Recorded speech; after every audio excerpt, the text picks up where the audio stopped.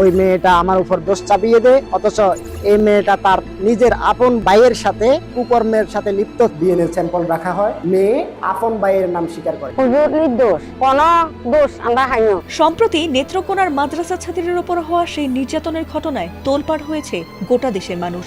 আর এতে করে একদল মানুষ মেয়েটির পক্ষ নিচ্ছে, আবার অন্য পক্ষ মাদ্রাসার শিক্ষককে ফাঁসানো হয়েছে বলে মন্তব্য করে সেই শিক্ষকের পক্ষ নিচ্ছে।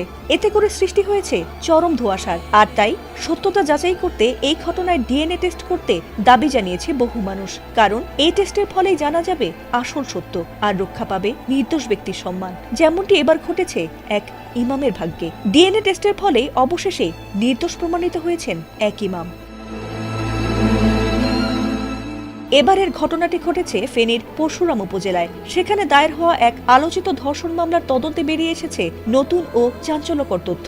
ফরেনসিক ও ডিএনএ পরীক্ষার ভিত্তিতে পুলিশ জানিয়েছে, অভিযুক্ত মক্তব শিক্ষক ও ইমাম মোজাফর আহমেদের বিরুদ্ধে আনা অভিযোগের কোনো সত্যতাই মেলেনি। উল্টো ভুক্তভোগী কিশোরীর সন্তানের জৈবিক পিতা হিসেবে তার বড় ভাই মোর্শেদের সম্পৃক্ততা নিশ্চিত হয়েছে। চাঞ্চল্যকর এই ঘটনাটি ঘটেছিল 2024 সালের 24 নভেম্বরে। সেদিন কিশোরীর পরিবার নিজেদের দোষ গোপন করতে নির্দোষ ইমামের ওপর দোষ চাপিয়ে তার বিরুদ্ধে ধর্ষণের অভিযোগ এনে মামলা দায়ের করে। পরে তাকে গ্রেফতার করা হলে তাকে 1 মাস 2 দিন কারাগারে থাকতে হয়। এই ঘটনার পর তিনি স্থানীয় মসজিদের ইমামতির দায়িত্ব হারানোর পাশাপাশি ইসলামিক ফাউন্ডেশন থেকেও চাকরিচ্যুত হন। এতে করে তার দীর্ঘদিনের সুনাম মুহূর্তেই ধ্বংস হয়ে যায়। আর বিষয়টির সত্যতা না জানায় এলাকায় তার বিরুদ্ধে ছড়িয়ে পড়ে তীব্র নিন্দা।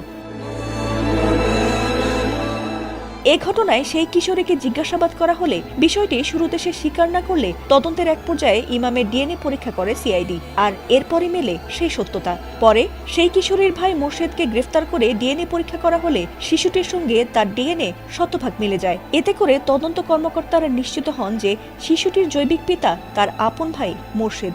এরপর তাকে গ্রেফতার করা হলে বর্তমানে তিনি কারাগারে রয়েছেন। এদিকে মামলা থেকে অব্যাহতি পাওয়ার পর ইমাম মোজাফফর ক্ষোভ প্রকাশ করে তার ওপর হওয়া এই অন্যায়ের বিচার ও ক্ষতিপূরণ চেয়েছেন। ফাতিমা সুলতানা, এটিএন বাংলা।